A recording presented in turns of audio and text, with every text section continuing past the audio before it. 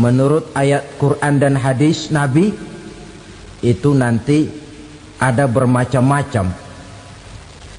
Ada orang beriman itu yang dimasukkan surga.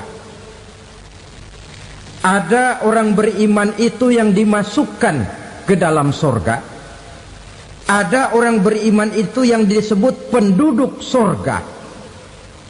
Kenapa lain-lain, Pak? Karena waktu di dunia amalannya juga lain-lain. Ada orang beriman yang masuk surga. Ini paling murah tiketnya. Mau masuk surga? Kata Nabi begini, ma min abdin qala la ilaha illallah thumma mata ala dhalik illa dakhalal jannah. Kalau seorang hamba sudah mengucap dua kalimat syahadat, dia yakin dengan kebenaran kalimat itu sampai matinya, orang itu akan masuk surga. Abi Dzar yang waktu itu diajak bicara heran, ya Rasul kok gampang betul? Iya, walaupun orang itu mencuri, iya, walaupun orang itu berzina, iya, biar dia mencuri, biar dia berzina, kalau dia sudah mengucap dua kalimat syahadat, dia yakin dengan kebenaran kalimat itu sampai matinya, itu orang akan masuk surga. Jadi masuk surga cukup dua kalimat syahadat, yakin sampai mati, masuk surga. Itu perkara masuk. Tapi kalau pertanyaannya diterusin, masuknya kapan, Pak? Nah, ini lain lagi urusannya. Sebab ada yang masuknya itu langsung, ada yang mampir dulu. Di sana tempat cuma dua, kalau tidak surga, neraka. Mau ke surga tapi mampir dulu, yang mampirnya jelas di neraka. Kenapa? Dalam hadis qudsi ada riwayat, nanti itu di akhirat, setelah Allah selesai mengatur penduduk surga masuk surga, yang neraka masuk neraka, Allah berkata kepada malaikat Malik, malaikat Malik, labaik ya Allah, itu bajingan-bajingan tengik, manusia-manusia durjana yang waktu di dunia tidak mau sujud, jauh dari ulama, gemar melakukan yang munkarat dan maksiat, hidup di tengah masyarakat selalu jadi bibit keonaran, kufur, sudah masuk neraka semua. Sudah ya Allah. Nah, kalau sudah, coba sekarang kamu masuk, Malik. Saya, iya, masuk neraka. Mau apa ya Allah? Kata Allah, akhriju minan nar man kana fi qalbihi misqala habbatin min khardalin min iman. Kau masuk neraka, cari di dalam neraka orang-orang yang ada imannya walaupun kecil sebesar biji zarah, angkat mereka keluar. Masuk malaikat Malik ke neraka, cari orang yang ada imannya, korek-korek. Ya repot, udah pada gosong. Yang ada imannya diangkat ke atas, yang ada imannya diangkat ke atas, lalu dimandikan di Nahrul Hayat, namanya sungai kehidupan di akhirat nanti. Cakep lagi rupanya, bersih lagi wajahnya, apel di hadapan Allah. Kata Allah, bagaimana mas? Kapok nggak sampean? Kapok ya Allah. Nah, kalau kapok, idhab fadkhulil jannah, pergi masuk surga sana. Berangkat mereka ke surga, ketemu sama teman-temannya yang udah sampai lebih dulu, yang nggak pakai mampir lagi. Terjadi dialog. Kata teman-temannya yang udah pada nyampe duluan, mas, iya, emang baru sampai? Saya baru sampai. Memang mampir di mana dulu mas? Kita sudah lama sampai di surga. Saudara buka surah Al-Muddatsir ayat 34-35. Ma salakakum fis saqar? Kenapa kamu mampir di neraka Saqar? Qalu lam naku minal musallin. Mereka menjawab, kami mampir di neraka Saqar mas, gara-gara dulunya kami waktu di dunia tidak pernah sholat. Tidak pernah sholat? Tidak pernah. Kan rumahnya dekat masjid, cuma dekat doang mas. Sholat mah enggak saya. Enggak pernah ngasih makan fakir miskin, enggak pernah hadir di majelis taklim, pendeknya enggak pernah melakukan kebajikan, maka saya pun mampir di neraka sakor. Untung betul saya punya iman mas sedikit. Waktu hidup di dunia dulu saya pernah mengucap 2 kalimat syahadat, sekali-kalinya waktu mau kawin. Masya Allah. Untung saja kawin, kalau nggak kawin polos.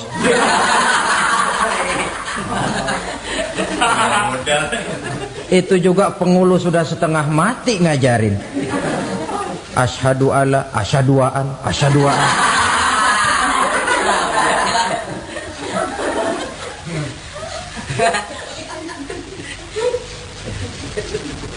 Ini namanya masuk surga, ada mampir dulu.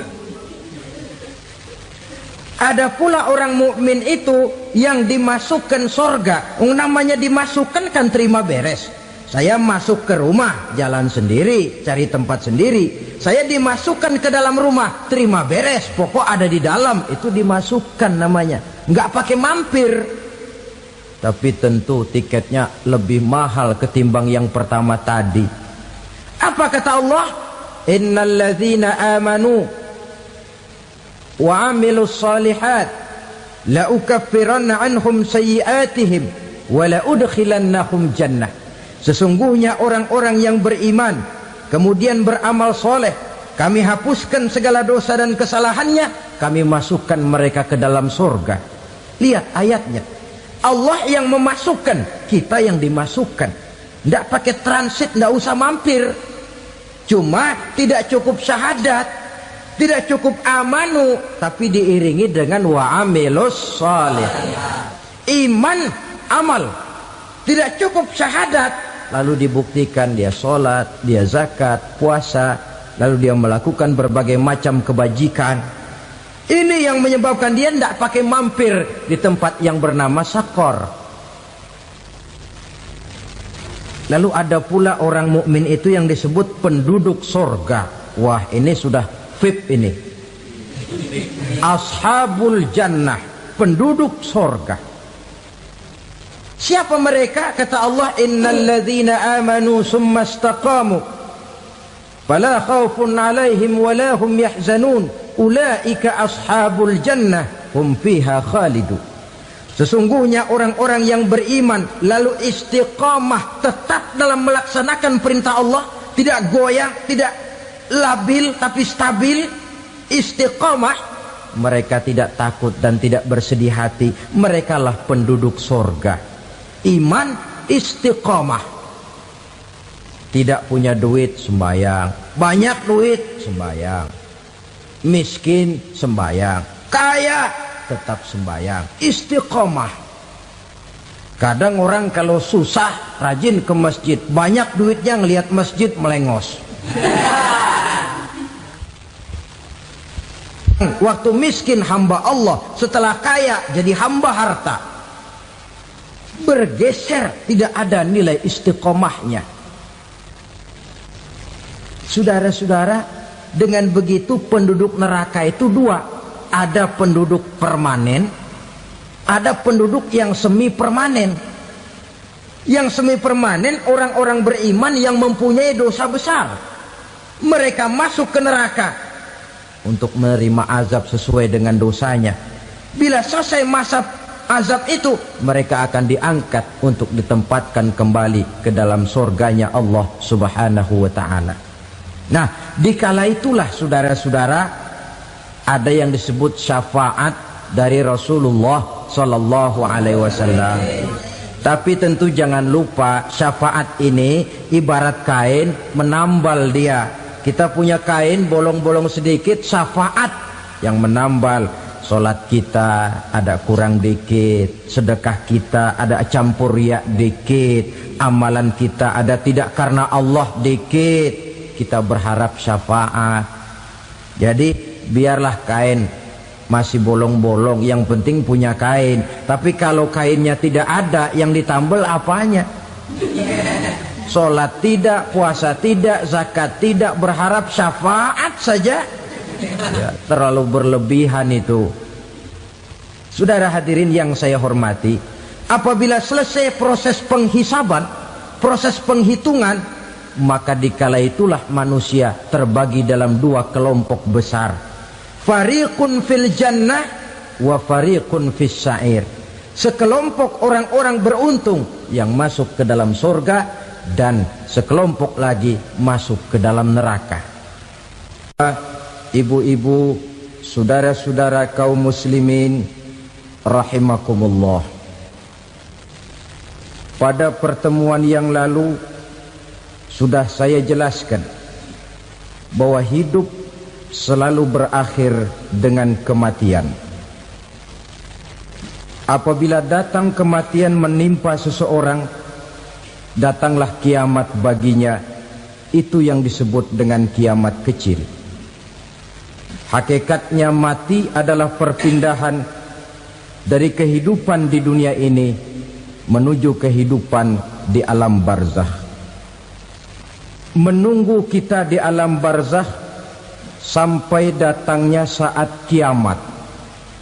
Entah 10 tahun, entah 100 tahun, entah 1000 tahun, hanya Allah saja yang maha tahu. Adapun orang-orang beriman yang melakukan amal kebajikan dalam kehidupan di dunia ini, masa penantian yang lama di alam barzakh buat mereka sebentar saja.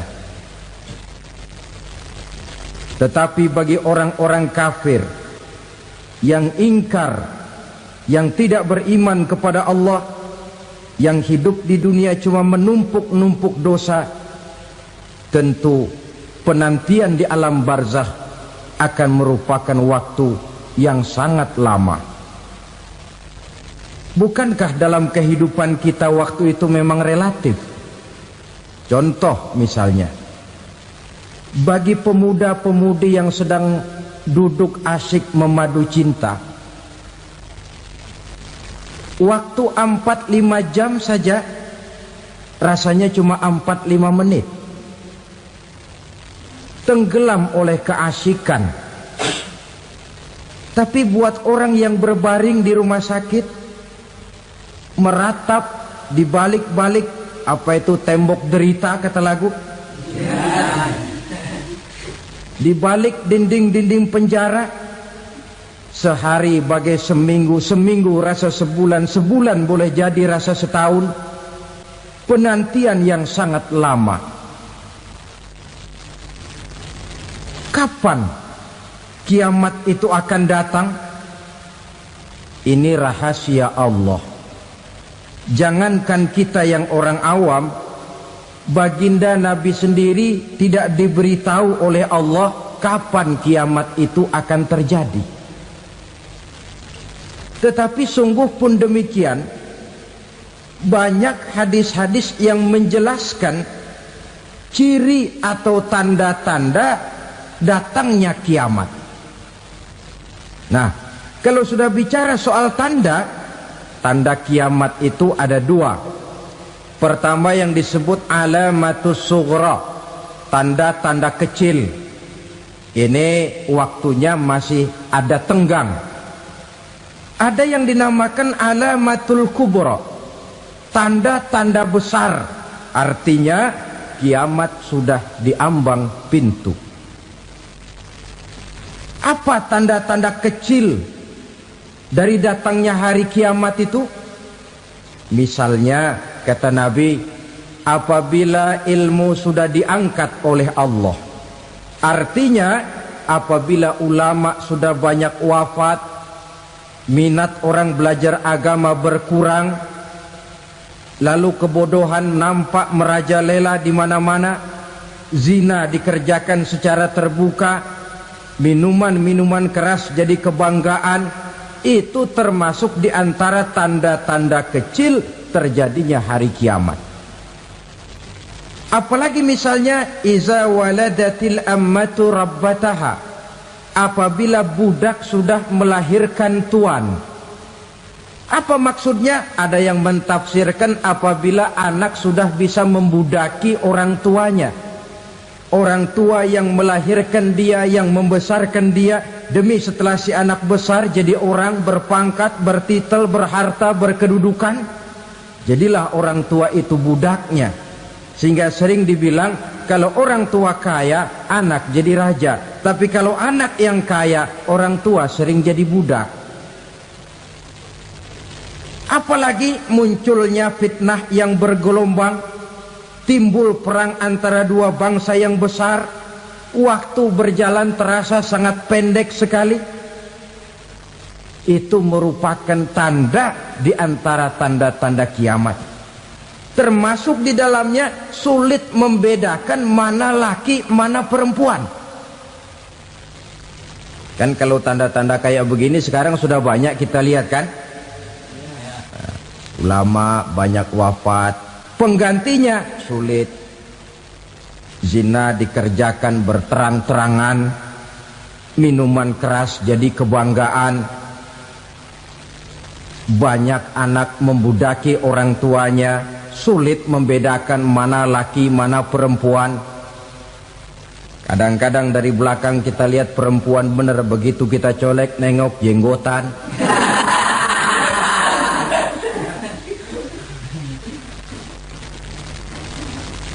Ini termasuk tanda-tanda kecil. Masih ada tenggang sampai akan terjadinya kiamat itu. Nah, yang dimaksud dengan tanda-tanda besar, ini tanda besar artinya kiamat sudah diambang pintu. Pertama, matahari terbit dari sebelah barat. Apabila matahari sudah terbit dari arah sebelah barat, tertutuplah sudah pintu taubat.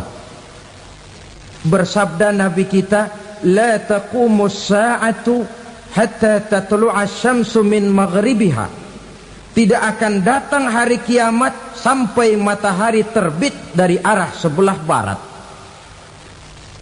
Fa iza tala'at, manakala matahari telah terbit dari arah sebelah barat, wara'ahan nasu, manusia banyak menyaksikan itu, amanu ajma'un, mereka pun lalu beriman. Yang tadinya kafir, yang tadinya ingkar, yang tadinya membangkang, setelah melihat matahari terbit dari sebelah barat, buru-buru beriman, berlomba-lomba mengucap dua kalimat syahadat. Tapi apa yang terjadi? Kata Nabi, wadzalika hina la yanfa'u nafsan imanuha lam takun amanat min qabl. Hari itu adalah hari yang iman sudah tidak berguna lagi bagi seseorang apabila sebelumnya memang dia tidak pernah beriman. Au kasabat fi imaniha khaira, atau beriman tetapi tidak pernah melakukan kebajikan di dalam keimanannya itu. Hari yang sudah kasib, hari yang sudah terlambat, beriman tidak akan ada gunanya lagi. Ini pelajaran buat kita. Sebelum sang surya terbit dari sebelah barat, sebelum nafas sampai di tenggorokan, artinya pintu taubat masih terbuka. Kalau dua hal itu sudah terwujud, nafas sudah sampai di kerongkongan atau matahari sudah terbit dari arah sebelah barat, tertutuplah sudah pintu taubat. Tak ada lagi gunanya pangkat, jabatan, harta, bahkan beriman pun dalam suasana macam itu. Too late, kata orang Kulon. Sudah terlambat. Matahari terbit dari arah sebelah barat. Itu tanda besar, artinya kiamat sudah diambang pintu. Lalu apalagi tanda besar? Munculnya Dajjal.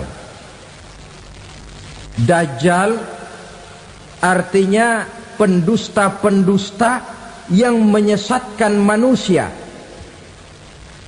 Ada dua macam Dajjal, saudara. Ada Dajjal kecil. Ini Dajjal kelas 3.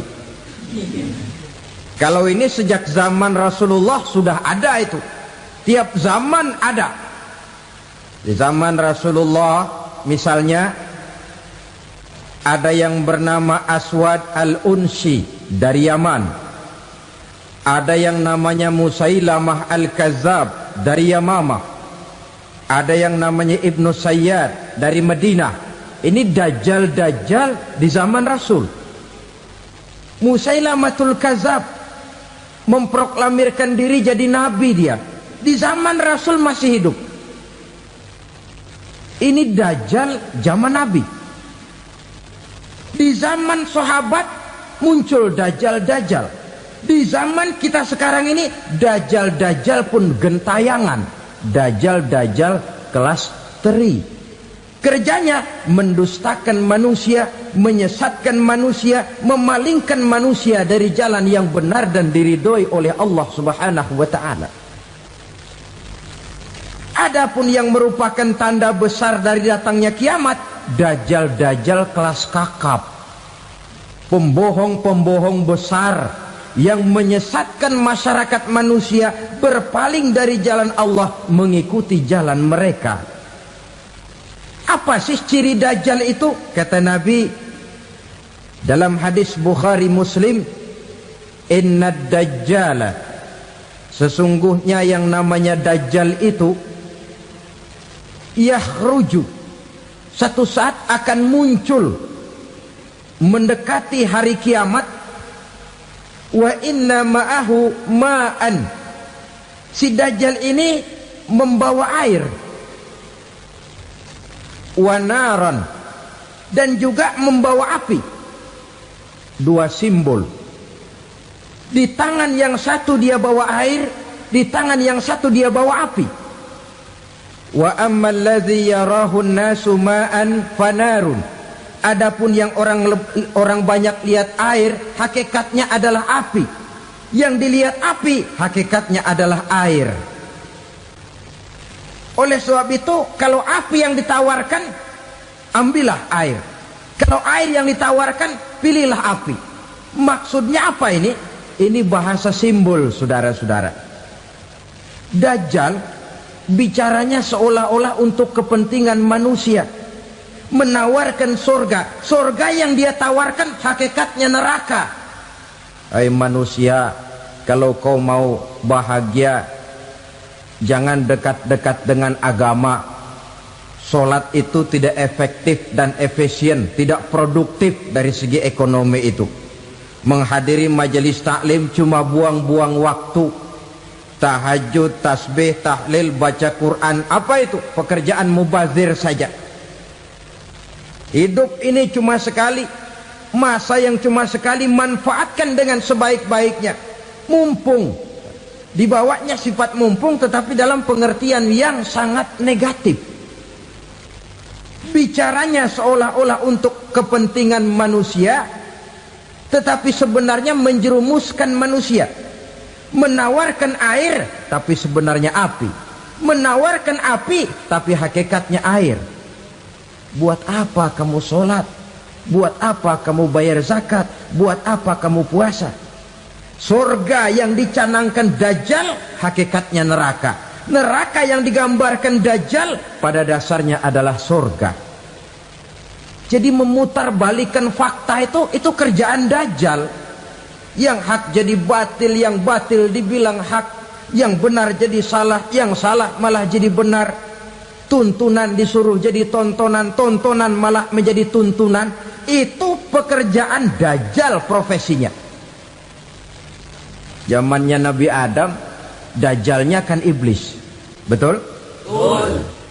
Apa sih gang kerayuan iblis itu? Allah setelah menciptakan Nabi Adam kan bilang, Adam, kau dan istrimu Hawa tinggal di surga ini. Seluruh fasilitas yang ada di surga persilahkan kau nikmati. Satu yang tidak boleh, jangan coba-coba dekati pohon khuldi. Dekat saja jangan, apalagi sampai memetiknya. Datang dajjal yang namanya iblis ini. Adam, kamu tahu nggak kenapa tidak boleh makan buah khuldi? Ya nggak tahu, pokoknya saya dilarang. Bodoh kamu Dam.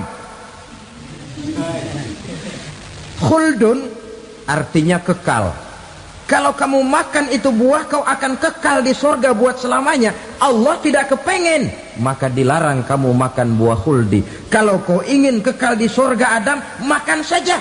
Saya bicara begini ini untuk kepentingan kamu Adam. Ini kan ciri-ciri Dajjal. Bicaranya sih seolah-olah untuk kepentingan Nabi Adam, hakikat sebenarnya menjerumuskan Nabi Adam supaya ingkar dan melanggar larangan dari Allah Subhanahu wa ta'ala. Jadi setelah muncul Dajjal, timbul kekacauan-kekacauan di masyarakat. Banyak yang terpengaruh, terpedaya dan terpesona, termasuk mereka yang memproklamirkan diri jadi nabi, mereka yang memproklamirkan diri jadi rasul di zaman sesudah Rasulullah wafat. Itu adalah Dajjal. Maka saya ingatkan, kalau di zaman kita sekarang ini ada orang ngaku jadi nabi, ada orang ngaku jadi rasul, biar bahasa Arabnya kental, Quran hafal, hadis ribuan hadis hafal, biar pakai serban sampai menyengser ke tanah, bahasa Arabnya fasih, tapi dia mengaku jadi nabi, jadi rasul, kita umat Islam wajib tidak percaya, wajib untuk tidak percaya. Itulah Dajjal zaman kita sekarang ini. Tidak mustahil mereka datang mempengaruhi orang awam supaya berpaling dari Rasulullah, mengikuti mereka. Nah, di akhir zaman nanti, mendekati hari kiamat, Dajjal ini muncul, Dajjal kelas kakap, menyesatkan masyarakat manusia untuk berpaling dari Islam, mengikuti seruan mereka.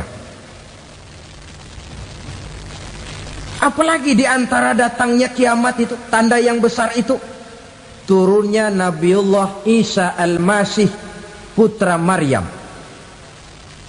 Menurut berbagai hadis yang sahih, Nabi Isa Al-Masih nanti akan turun lagi, tidak membawa risalah yang baru, tapi meluruskan risalah Islam ini yang telah banyak ditinggalkan oleh masyarakat.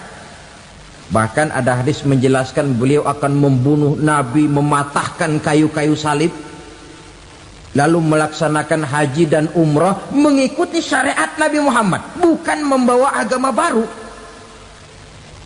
Menjadi semacam mujaddid, reformer, menyelamatkan manusia dari bisikan Dajjal. Bahkan ada riwayat yang menjelaskan bahwa Nabi Isa berhasil mengalahkan Dajjal, mengembalikan masyarakat manusia kembali kepada ajaran Islam yang datang dari Allah, dibawa oleh Rasulullah Sallallahu Alaihi Wasallam.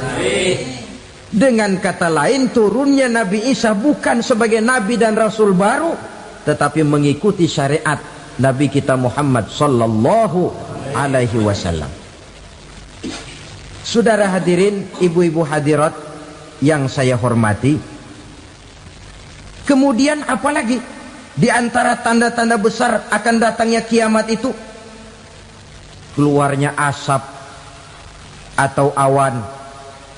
Kata Nabi, inna min asyrati sa'ah dukhanan yamla'u ma bainal masyriqi wal maghrib. Di antara tanda-tanda kiamat, munculnya awan antara langit dan bumi. Ini pun diperkuat dalam surah Ad-Dukhan ayat 10. Fartaqib yauma ta'tis sama' bidukhanin mubin fayughshan nas hadza azabun alim. Bagi orang-orang yang beriman, mereka biasa-biasa saja.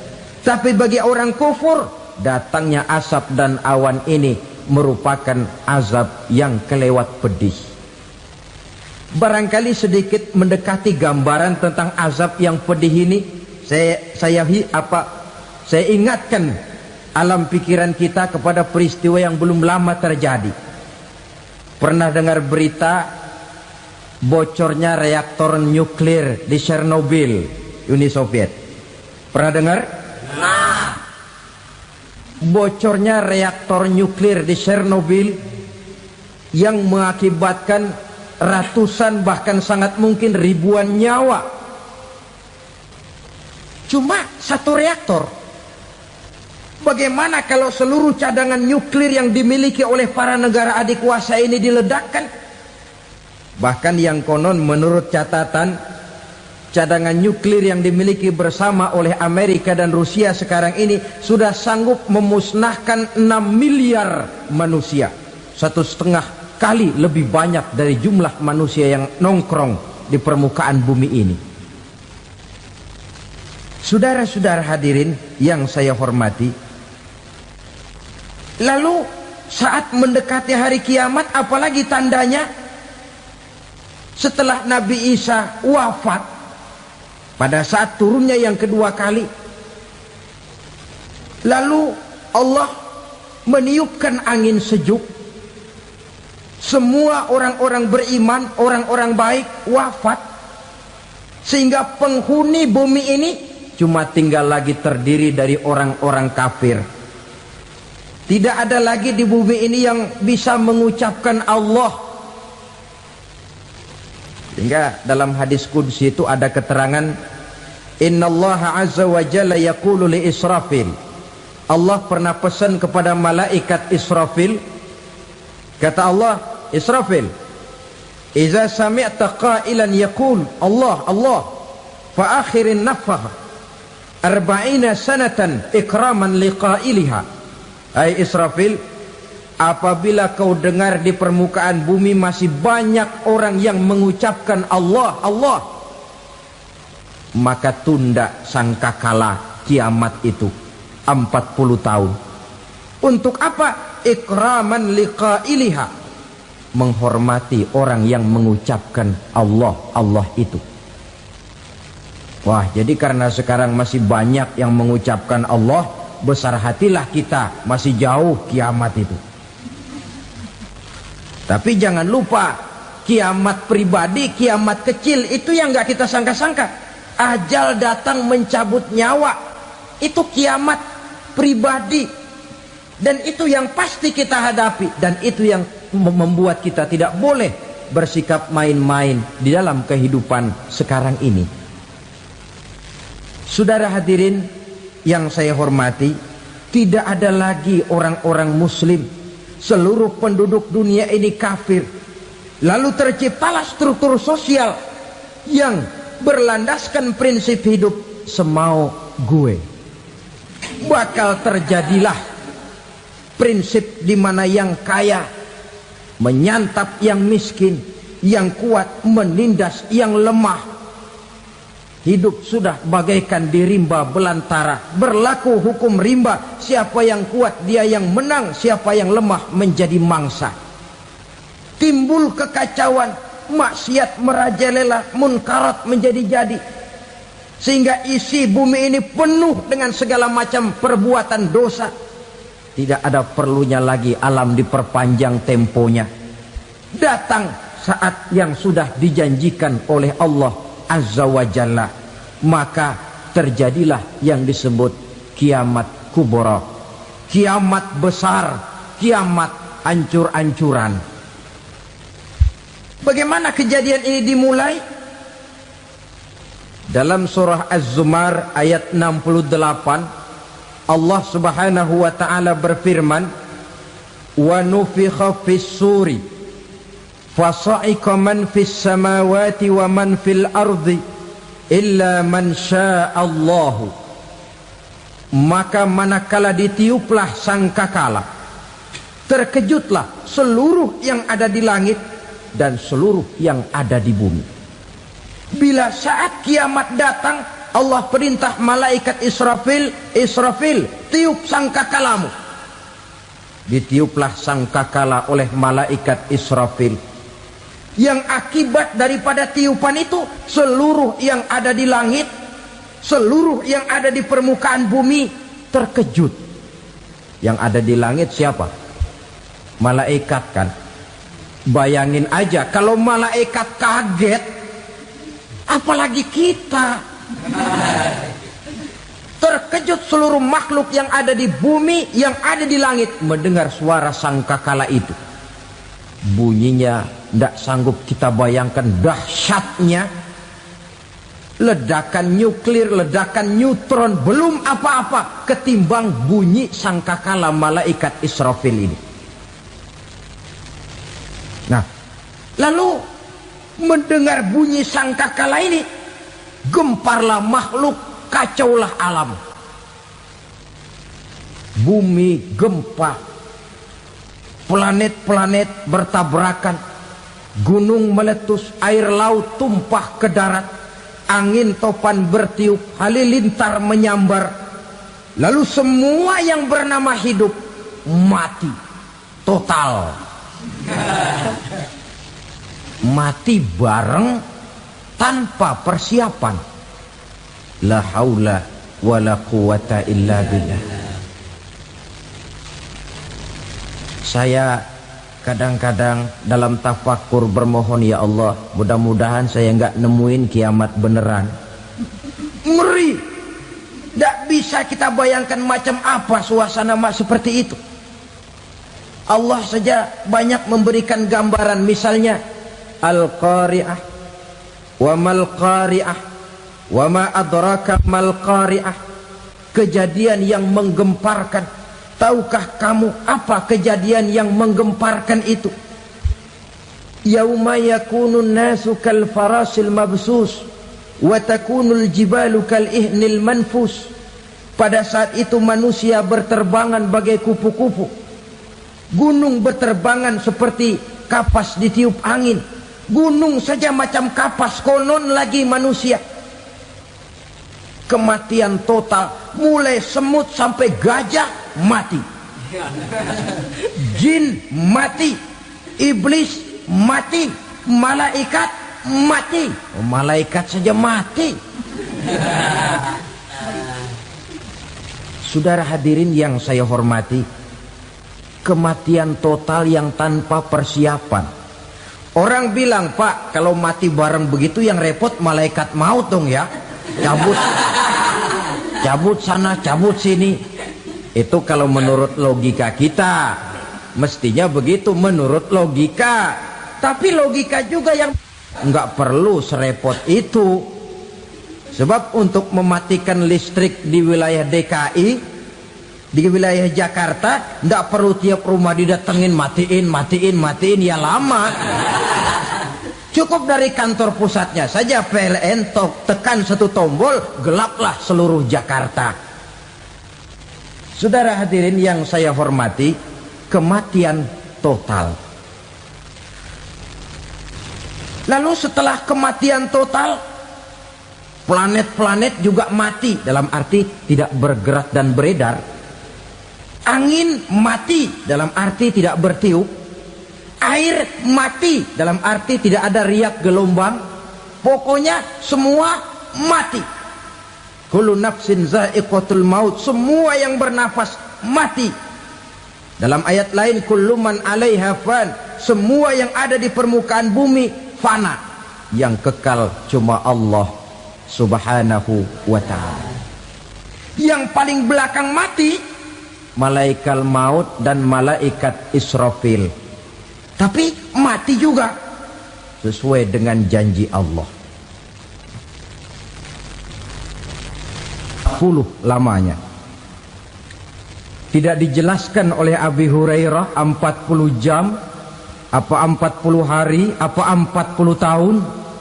Hadis-hadis cuma menyebutkan 40 saja.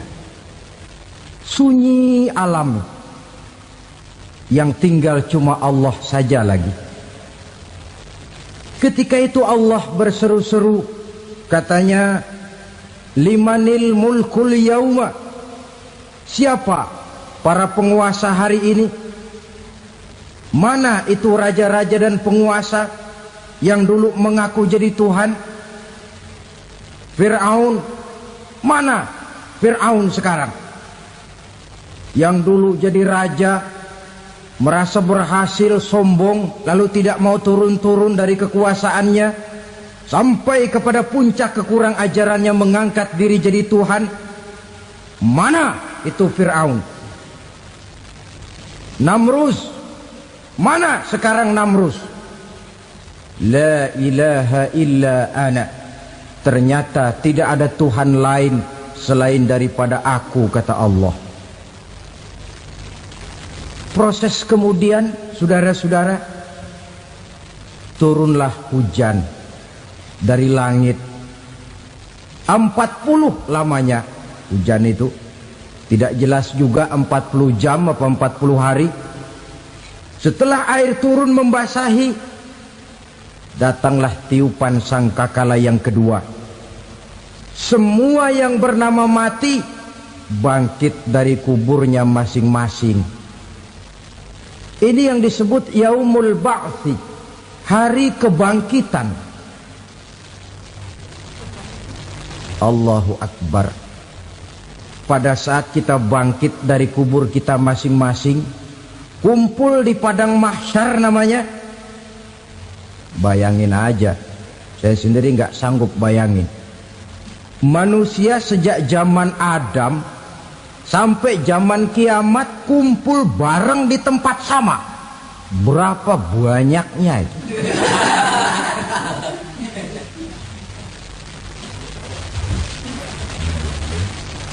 Dan yang luar biasa menurut satu riwayat, pada saat bangkit itu, Masya Allah, roman muka kita berubah, disesuaikan dengan amalan kita waktu di dunia ini. Barang siapa yang waktu di dunia amalannya itu amalan tikus, di akhirat nanti dia bangkit dari kubur, mukanya seperti muka tikus. Gagah betul badannya, tapi mukanya seperti tikus. Kenapa? Amalannya waktu di dunia seperti amalan tikus. Apa amalan tikus itu? Suka ngegeragoti barang yang sudah disimpan rapi-rapi. Orang sudah simpan uang rapi-rapi, simpan perhiasan rapi-rapi, digeragoti oleh tikus. Maling-maling, pencoleng-pencoleng, koruptor-koruptor. Itu nanti di akhirat nanti kita lihat mukanya seperti muka tikus. Oh ini waktu di dunia suka nyolong, mukanya seperti muka tikus. Barang siapa yang waktu di dunia ini amalannya itu amalan macan, dia akan bangkit nanti mukanya seperti muka macan. Apa amalan macan? Macan itu amalannya menang-menangan. Orang yang mau menang saja, nggak mau mengalah. Coba lihat di hutan. Kenal hutan nggak? Di hutan, raja hutan di mana-mana pasti macan. Betul kan? Betul. Padahal hutan belum pernah bikin pemilihan umum. Tapi macan tidak peduli ada pemilihan umum apa tidak, pokok saya raja. Sebab apa? Macan jadi raja itu bukan karena benar, tapi karena kuat jadi raja. Setelah dia jadi raja, rakyat hutan yang mesti dilindungi malah dimakan oleh raja macan. Kambing rakyat hutan dimakan oleh macan. Ayam rakyat hutan dimakan oleh macan. Itu nanti kita lihat di akhirat itu mukanya seperti muka macan, gagah betul. Lalu barang siapa yang di dunia ini amalannya itu seperti amalan anjing, nanti dia punya muka seperti muka anjing. Apa amalan anjing? Pertama, anjing itu kalau disuruh jaga rumah, dia tidak bisa membedakan mana maling, mana tamu. Biar yang datang maling, kalau bawa tulang, anjing kalem. Yang kedua, anjing itu akan setia kepada siapa saja yang memberinya roti. Siapa yang memberinya roti, itulah majikannya. Apa kata majikannya pasti dia laksanakan. Soal benar atau salah dia tidak peduli. Setelah anjing dapat roti, dia tidak punya pilihan lain kecuali bilang, abdi mah kumaha juragan wae ayeuna mah.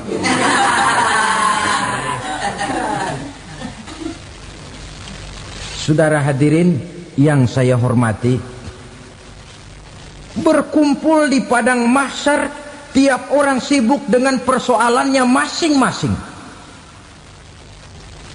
Matahari waktu itu didekatkan oleh Allah. Panas luar biasa.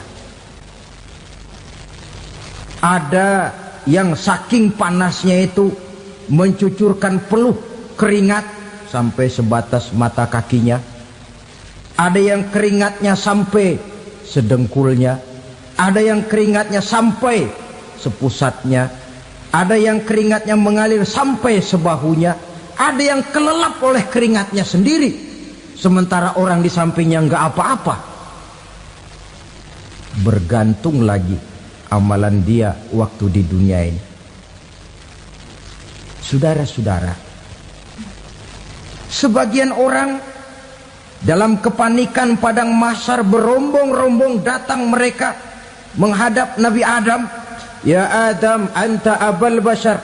Hai Adam, Tuhan adalah bapak moyang manusia. Kami sebentar lagi akan disidang, dimintakan pertanggungan jawab. Tolonglah kami, hai Adam. Kata Nabi Adam, jangankan nolongin sampean, saya sendiri tanggung jawab di hadapan Allah. Ketika dulu tidak boleh makan khuldi, saya serobot. Sudahlah, urus diri masing-masing saja, nafsi. Begitu kata Nabi Nuh, begitu kata Nabi Ibrahim. Tiap orang bertanggung jawab sendiri-sendiri. Ketika itulah saudara-saudara, nikmatnya menjadi umat Nabi besar Muhammad sallallahu alaihi wasallam. Sebab apa? Walaupun menurut abjad kita ini umat paling belakang, paling belakang kita ini toh, karena Nabi Muhammad adalah Nabi akhir, tapi akan dihisap lebih dulu, lewat di atas sirat lebih dulu, masuk surga lebih dahulu ketimbang umat-umat belakangan. Ketika Rasul mendekati ajal, beliau tanyakan itu kepada malaikat Jibril.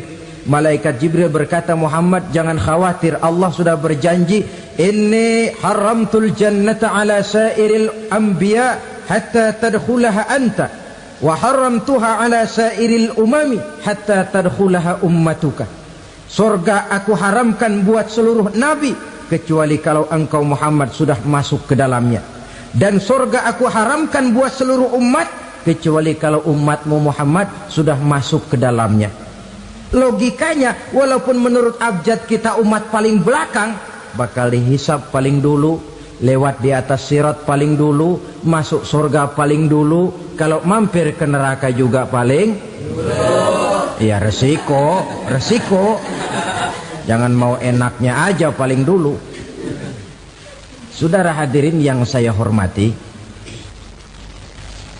setelah masa kebangkitan itu jangan dikira begitu bangkit langsung diperiksa. Masih menunggu menanti ribuan tahun perhitungan padang mahsyar untuk sampai kepada proses yang disebut yaumul hisab, hari perhitungan. Seorang demi seorang bakal dipanggil. Bayangkan saja, kita se-RT saja di absen, kadang-kadang perlu waktu lama. Ini manusia sejak zaman Nabi Adam sampai datang hari kiamat, satu demi satu disidang di hadapan Qadhi Rabbul Jalil. Status sosial copot sudah waktu itu. Yang pernah jadi hartawan di situ tidak lagi kelihatan kehartawanannya. Yang pernah jadi jenderal tidak lagi dipanggil jenderalnya. Yang ustadz tidak lagi dipanggil al-mukarramnya. Seluruh status sosial selesai. Dipanggillah kita seorang demi seorang menghadap Qadhi Rabbul Jalil. Bagaimana proses penghisaban itu? Pertama, proses tanya jawab. Di antaranya ada hadis menyatakan, lan tazula qadama 'abdin yaumal qiyamah hatta yus'ala an arba'i khisalin. Besok di hari kiamat tidak akan bergeser telapak kaki seorang hamba sampai dia ditanya lebih dulu tentang 4 persoalan. Tentang ilmunya, kemana ilmu itu diamalkan. Tentang umurnya, di mana umur itu dihabiskan. Tentang masa mudanya, kemana masa muda itu dipakai. tentang hartanya, dari mana harta itu didapat dan kemana harta itu dibelanjakan. Ini termasuk proses tanya jawab. Jadi kalau istilah pengadilan dunia, nama Fulan bin Fulan. Kamu waktu di dunia diberikan umur panjang untuk apa? Pernah mengalami masa muda, kemana kau habiskan masa remajamu? Kau diamanahkan ilmu, dengan apa ilmumu kau amalkan? Kau diberikan harta, dari mana harta kau dapat, kemana kau belanjakan? Tak seorang pun yang bisa mungkir. Sebab apa? Dikala itu yang menjadi saksi bukan orang. Yang menjadi saksi adalah seluruh anggota badan kita. Tangan bicara, kaki jadi saksi terhadap seluruh amalan yang pernah kita kerjakan pada saat kehidupan di alam dunia ini. Selesai proses tanya jawab, lalu diperlihatkan buku catatan kita waktu hidup di dunia ini. Jangan lupa Allah itu menyiapkan 2 superkomputer kepada kita. Sebelah ditempelin sebelah kanan, yang sebelah tempelin di sebelah kiri. Komputer itu namanya Raqib dan Atid. 2 malaikat yang apabila baik kita lakukan, refleks saja akan menulis kebajikan kita. Jahat kita kerjakan, akan tertulis. Catatan itu nanti diperlihatkan kepada kita. Waduh, alangkah malunya pada saat diperlihatkan catatan kita, buku rapot kita merah melulu. Barangkali diperiksa sambil diomelin, brengsek lo. Buku merah melulu begini bagaimana waktu hidup di dunia? Tidak cukup diperlihatkan buku catatan kehidupan, rekaman kehidupan. Rekaman kehidupan kita secara utuh sejak terlahir sampai ajal datang merenggut nyawa. Barangkali mirip dengan video sekarang ini, di mana terekam dengan baik seluruh kegiatan kita sejak yang sekecil-kecilnya sampai kepada yang sebesar-besarnya. Untuk kemudian kita pun menerima balasan. In khairan fa khairun wa in syarran fa syarrun. Kalau baik ya baik balasannya, kalau jahat ya jahat juga balasannya. Catatan-catatan kita diberikan. Kalau banyak kebajikannya diberikan di tangan kanan dengan cara yang halus. Kalau banyak kejahatannya diberikan dari sebelah kiri atau dilempar dari belakang. Itulah sebabnya sejak di dunia ini kita sudah mohon kepada Allah. Ketika berwudu membasuh tangan kanan, apa kita bilang? Allahumma a'tini kitabi biyamini wa hasibni hisaban yasira. Ya Allah, berikan saya kitab di tangan kanan, dan kalau saya memang perlu dihisap, hisaplah saya yang seringan-ringannya. Tangan kiri berlindung kita kepada Allah. Jangan sampai diberikan kitab di tangan kiri atau dari arah sebelah belakang. Wa a'udzubika an tu'tiya kitabi bishimali aw min wara'i zuhri, dari arah sebelah belakang. Na'udzubillah min dzalik. Setelah selesai lewat proses penghisaban, lewat mizan, timbangan, maka yang sudah selesai dihisab itu bergeraklah menuju sirat, jembatan yang terbentang menuju surga melalui neraka. Saudara-saudara, panjangnya perjalanan sirat itu memakan waktu ratusan tahun. Tetapi orang yang lewat di atas sirat pun macam-macam, bergantung amalannya ketika di dunia ini. Ada yang lewat di atas sirat itu kal barqil khatib, seperti kilat yang menyambar, lep, sudah sampai dia di surga. Cepat bukan main. Ada yang lewat di atas sirat itu seperti orang lari-lari. Ada yang lewat di atas sirat itu seperti orang jalan biasa. Ada yang sambil merangkak, ada yang sambil ngesor, ada yang sambil gelayutan, ada yang selamat sampai ke ujung ke surga, ada yang tergelincir jatuh masuk ke dalam neraka, bergantung amalannya dalam kehidupan di dunia sekarang ini.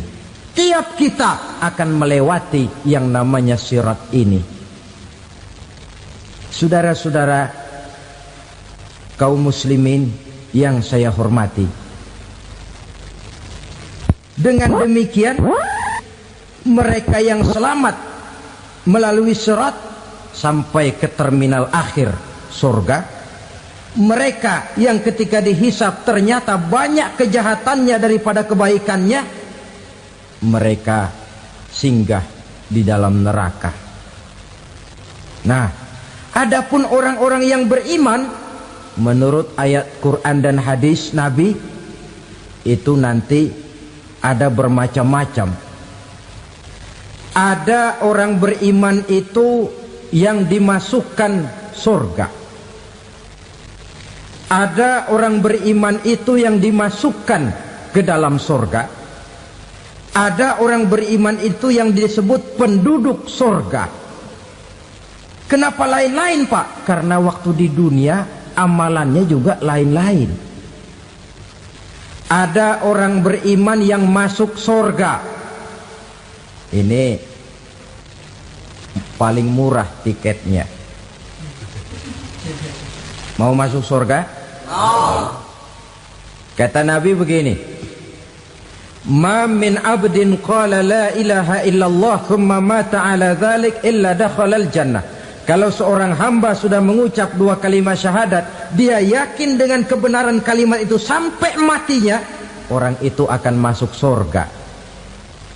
Abi Dzar yang waktu itu diajak bicara heran, ya Rasul kok gampang betul? Iya, walaupun orang itu mencuri, iya, walaupun orang itu berzina, iya, biar dia mencuri, biar dia berzina, kalau dia sudah mengucap dua kalimat syahadat, dia yakin dengan kebenaran kalimat itu sampai matinya, itu orang akan masuk surga.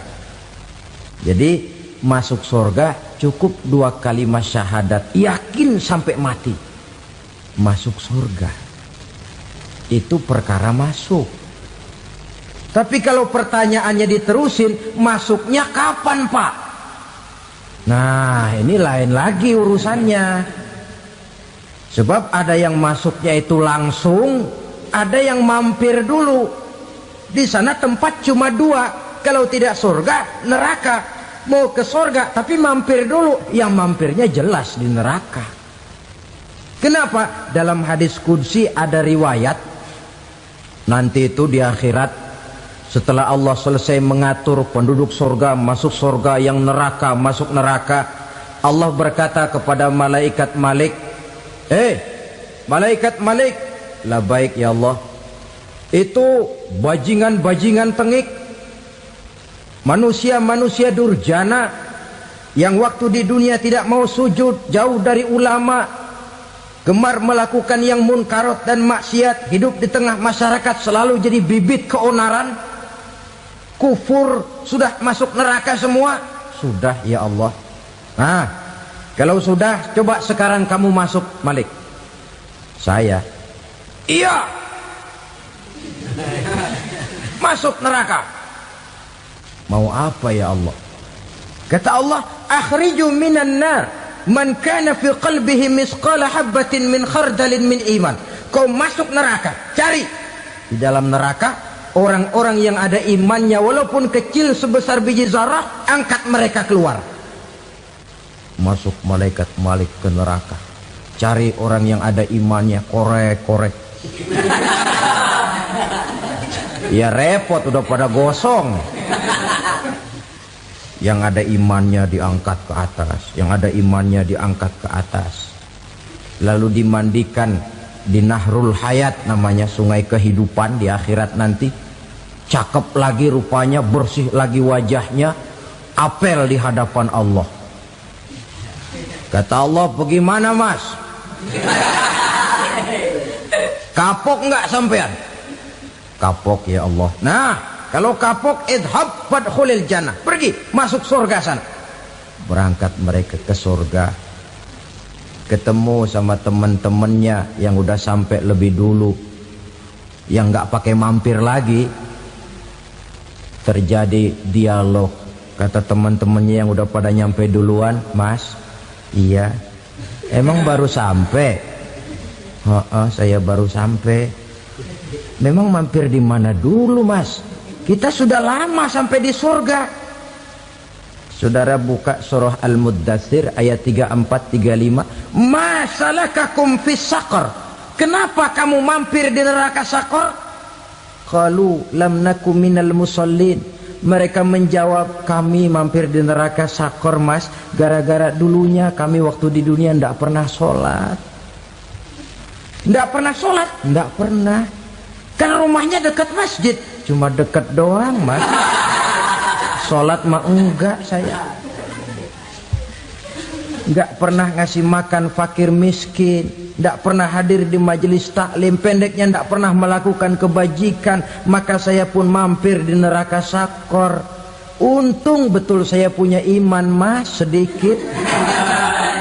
Waktu hidup di dunia dulu saya pernah mengucap 2 kalimat syahadat, sekali-kalinya waktu mau kawin. Masya Allah. Untung saja kawin, kalau nggak kawin polos.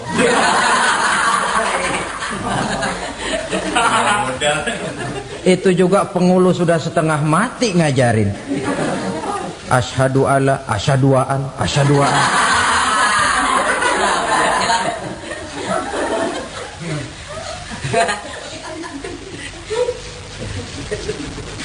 Ini namanya masuk surga, ada mampir dulu. Ada pula orang mukmin itu yang dimasukkan surga. Namanya dimasukkan kan terima beres. Saya masuk ke rumah, jalan sendiri, cari tempat sendiri. Saya dimasukkan ke dalam rumah, terima beres, pokok ada di dalam, itu dimasukkan namanya. Nggak pakai mampir. Tapi tentu tiketnya lebih mahal ketimbang yang pertama tadi. Apa kata Allah? Innal ladzina amanu wa 'amilus shalihat la ukaffiranna 'anhum sayyi'atihim wa la udkhilannahum jannah. Sesungguhnya orang-orang yang beriman kemudian beramal soleh, kami hapuskan segala dosa dan kesalahannya, kami masukkan mereka ke dalam surga. Lihat ayatnya.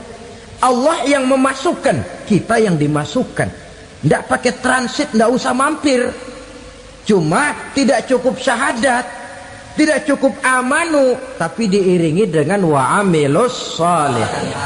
Iman, amal. Tidak cukup syahadat, lalu dibuktikan dia sholat, dia zakat, puasa, lalu dia melakukan berbagai macam kebajikan.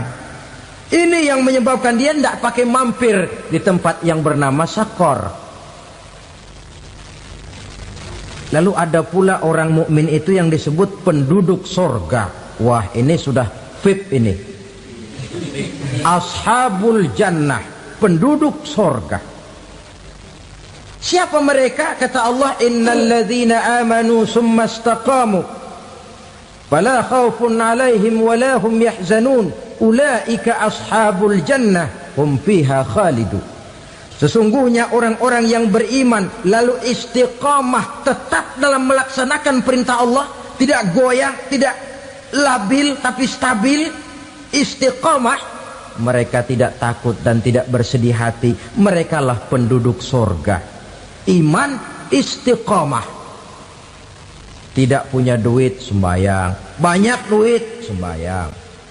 Miskin, sembahyang. Kaya, tetap sembahyang. Istiqamah. Kadang orang kalau susah rajin ke masjid, banyak duitnya ngelihat masjid melengos. Waktu miskin hamba Allah, setelah kaya jadi hamba harta. Bergeser, tidak ada nilai istiqomahnya. Saudara-saudara, dengan begitu penduduk neraka itu dua. Ada penduduk permanen, ada penduduk yang semi permanen. Yang semi permanen orang-orang beriman yang mempunyai dosa besar. Mereka masuk ke neraka untuk menerima azab sesuai dengan dosanya. Bila selesai masa azab itu, mereka akan diangkat untuk ditempatkan kembali ke dalam surganya Allah Subhanahu wa ta'ala. Nah, dikala itulah saudara-saudara, ada yang disebut syafaat dari Rasulullah Sallallahu Alaihi Wasallam. Tapi tentu jangan lupa, syafaat ini ibarat kain menambal dia. Kita punya kain bolong-bolong sedikit, syafaat yang menambal. Solat kita ada kurang dikit, sedekah kita ada campur riak dikit, amalan kita ada tidak karena Allah dikit. Kita berharap syafaat. Jadi biarlah kain masih bolong-bolong, yang penting punya kain. Tapi